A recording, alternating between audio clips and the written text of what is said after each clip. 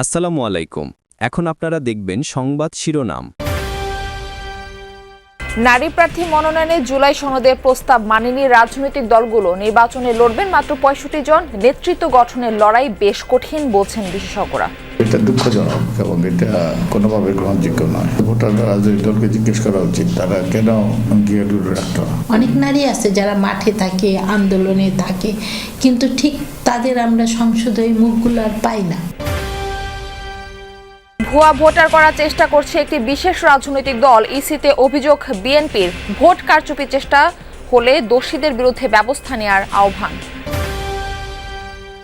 ভোটারদের দৃষ্টি আকর্ষণে ঢাকা 18-র বিএনপি প্রার্থীর ব্যতিক্রমী উদ্যোগ। নেতাকর্মীদের উপস্থিতিতে বিরক্ত স্থানীয়দের পাঠালেন সরি এবং ধন্যবাদ লেখা চিরকুট। এই এলাকার জনসাধারণ সকলেই বিএনপির প্রতি আস্থাশীল। সেবা দিতে পারবে এরকম প্রার্থী আমরা ঢাকা 18 চাই। ক্ষুদ্র ঋণ ব্যাংকের নিয়ন্ত্রণ কেন্দ্রীয় ব্যাংককে দিতে চান অর্থ উপদেষ্টা। অভিজ্ঞতা থাকায় এমআর এর অধীনে রাখার মত বিশ্লেষকদের। জন্মের প্রায় 1.5 মাস পর 5 নবজাতককে নিয়ে হাসপাতাল থেকে বাড়ি ফিরলেন সুমন অ্যানি দম্পতি। দুজনের নাম রেখেছেন ওসমান হাদি ও আবরার ফাহাদ। যদি বাঁচিয়ে রাখা আল্লাহ যদি হায়াত দেয় তাহলে আমি ওসমান হাদির মতে গড়ে তুলতে চাই এবং ছোট ছেলের নাম রাখছি আবরার ফাহাদ। সবাই ভালো আছে এখন। আমার বাচ্চারা সুস্থ থাকে খেতে চায়। আসসালামু আলাইকুম। এখন দেখবেন সংবাদ বিস্তারিত। নারী প্রার্থী মনোনয়নের ক্ষেত্রে জুলাই সনদের প্রস্তাব মেলেনি বিএনপি, জামায়াত সহ বেশিরভাগ রাজনৈতিক দল। জামায়াত ইসলামী একটি আসনেও নারী প্রার্থী দেয়নি। বিএনপি 10 জন দিলেও তা সনদের প্রস্তাবিত 5% কম। সব মিলিয়ে বৈধ 1842 জন প্রার্থীর মধ্যে নারী মাত্র 65 জন। বিশেষজ্ঞরা বলছেন রাজনৈতিক দলগুলোর ভেতরে নারী নেতৃত্ব মেনে নেওয়ার ক্ষেত্রে অনীহা রয়েছে। এজন্যই নারী প্রার্থীর সংখ্যা এত কম। শুরুতেই জুলাই সনদের প্রস্তাব ব্যর্থ হওয়ায় হতাশ ঐকমত্য কমিশনের সদস্য বদিউল আলম মজুমদার। জুলাই গণ অভ্যুত্থানে সামনে থেকে নেতৃত্ব দিয়েছেন নারীরা। রাজপথে বুলেটের সামনে থেকে সব বাধা ভেঙে ছড়িয়ে দিয়েছিল আন্দোলনের বার্তা। সব সেই আকাঙ্ক্ষায় জুলাই সনদ স্বাক্ষরের আগে সংসদে নারী প্রতিনিধিত্ব বাড়াতে আসন 50 থেকে 100 করার প্রস্তাব ছিল ঐকমত্য কমিশনের। বড় দুই দল সহ বেশিরভাগ দল আসন বৃদ্ধিতে একমত হলেও সরাসরি নির্বাচনে রাজি হয়নি। শেষ পর্যন্ত বিএনপি প্রস্তাব করে ত্রয়োদশ সংসদ নির্বাচনে দলগুলো 5% নারী প্রার্থী দিবে। এতে ইসলামপন্থী দলগুলোর অনীহা থাকলেও দ্বিমত রেখেই শেষ পর্যন্ত ঐকমত্য হয় দলগুলোই। এটা দুঃখজনক এবং এটা কোনোভাবে গ্রহণযোগ্য নয়। ভোটাররা রাজনৈতিক দলকে জিজ্ঞেস করা উচিত তারা কেন গিয়ে দূরে রাখত। এই প্রস্তাব ভিত্তি তারা যদি সিদ্ধান্ত নেয় তাহলে রাজনৈতিক দলগুলো তাদের অঙ্গীকার রক্ষা করতে তারা আরো যত্নবান হবে। একটি রাজনৈতিক দল ভোটারদের এনআইডি কার্ড ও বিকাশ নম্বর সংগ্রহ করছে, যা স্পষ্টতই ভুয়া ভোটার তৈরির অপচেষ্টা, এমন অভিযোগ করেছেন বিএনপি নেতা নজরুল ইসলাম খান। বিকেলে সিইসির সাথে বৈঠকে এই অভিযোগ করেন তিনি। পরে সাংবাদিকদের বলেন, আসন্ন নির্বাচনে দেশে যেন পোস্টাল ব্যালটের মতো ব্যালট ব্যবহার না করা হয় সে ব্যাপারে সিইসিকে আহ্বান জানানো হয়েছে। এদিকে প্রার্থীদের মনোনয়নপত্র নিয়ে রিটার্নিং কর্মকর্তাদের সিদ্ধান্তের বিরুদ্ধে চতুর্থ দিনের শুনানিতে 53টি আপিল মঞ্জুর হয়েছে। নির্বাচনের লেভেল প্লেইং ফিল্ড নিশ্চিত করতে ব্যর্থ হয়েছে নির্বাচন কমিশন, এমন অভিযোগ আপিলকারীদের। বিকেলে প্রধান নির্বাচন কমিশনার এএমএম নাসিরুদ্দিনের সাথে বৈঠক করে বিএনপির একটি প্রতিনিধি দল।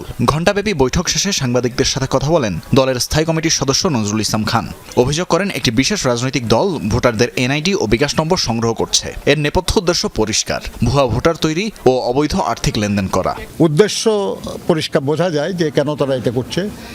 আমরা বহু নির্বাচনে অংশগ্রহণ করেছি, কিন্তু কখনো এই ঘটনা ঘটে নাই, আর আসলে এটার কোনো প্রয়োজনও নাই। এটা নির্বাচনে ভুয়া ভোটার তৈরি করে তাদেরকে দিয়ে ভোট দেওয়ার চেষ্টা করার একটা ব্যাপার আছে, এবং তাদের বিকাশ নম্বর নেওয়ার অর্থ হলো যে কিছু অর্থ করে লেনদেনেরও সম্ভাবনা আমরা দেখছি। প্রবাসীদের কাছে পাঠানো পোস্টাল ব্যালট পেপারে উদ্দেশ্যমূলকভাবে একটি রাজনৈতিক দলের নাম ও প্রতীক আগে দেওয়া হয়েছে।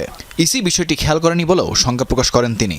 বর্ণমালা অনুসারে ব্যালট সাজানো হয়নি বলেও অভিযোগ তার, যার কারণে বিশেষ কয়েকটি রাজনৈতিক দলের নাম আগে চলে এসেছে। এটা খুব উদ্দেশ্যমূলকভাবে দেশের কয়েকটি রাজনৈতিক দল তাদের নাম এবং প্রতীকটা প্রথম লাইনে দেওয়া হয়েছে, অথচ বিএনপির নাম এবং প্রতীক ঠিক মাঝখানে দেওয়া হয়েছে, যেটা ভাঁজ করলে কাগজটা এটা ভালো করে নজরেই পড়বে না। যারা আসলে ভেতরে কাজটা করেছে সম্ভবত তারা এটা কোনো উদ্দেশ্য নিয়েই করেছে। অনুরোধ করেছি যে বিদেশে যে ব্যালট পেপারগুলো পাঠানো হয়েছে সময় থাকলে সেটাও সংশোধন করা, এই কৌশল যেন দেশের ভেতরে পোস্টাল ব্যালটে কার্যকর করা না হয়। অভিনব নানা উদ্যোগ নিয়ে প্রচারের আগে ভোটারদের দৃষ্টি আকর্ষণের চেষ্টা করছেন বিএনপির প্রার্থীরা। দেশ জুড়ে চলছে সেই তৎপরতা। এর মধ্যে ব্যতিক্রমী এক কাণ্ড ঘটালেন ঢাকা 18-তে ধানের শীষের প্রার্থী SM জাহাঙ্গীর হোসেন। নির্বাচন ঘিরে তার বাসভবনে নেতাকর্মীদের বাড়তি উপস্থিতি স্থানীয়দের খানিকটা ভোগান্তিকে বিবেচনায় নিয়ে দুঃখ প্রকাশ করে প্রতিবেশীর ঘরে ঘরে চিরকুট পৌঁছে দেন তিনি। প্যাডে লেখা চিঠির সঙ্গে আলাদা করে সরি এবং ধন্যবাদ। জনপ্রতিনিধি হওয়ার দৌড়ে থাকা ঢাকা 18 আসনে বিএনপির প্রার্থী SM জাহাঙ্গীর হোসেন যেন ক্ষমাপত্রই পৌঁছে দিচ্ছেন প্রতিবেশীদের দ্বারে। নির্বাচন ঘিরে নেতাকর্মী সমর্থকদের বাড়তি উপস্থিতি যেন উত্তরার 9 নং সেক্টরের আবাসিক এলাকার স্থানীয়দের বিড়ম্বনার কারণ না হয় সেই বিষয়ে সতর্ক ধানের শীষের এই প্রার্থী। সেই সঙ্গে নির্বাচিত হবার আগেই জনগণের কাছে নিজের জবাবদিহিতাও স্পষ্ট করছেন তিনি।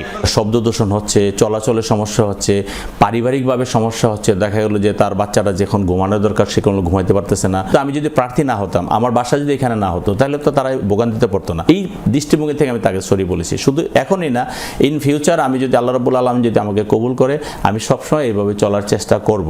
এই আসন থেকে দেশনেত্রী এবং খালেদা জিয়া নির্বাচন করেছে।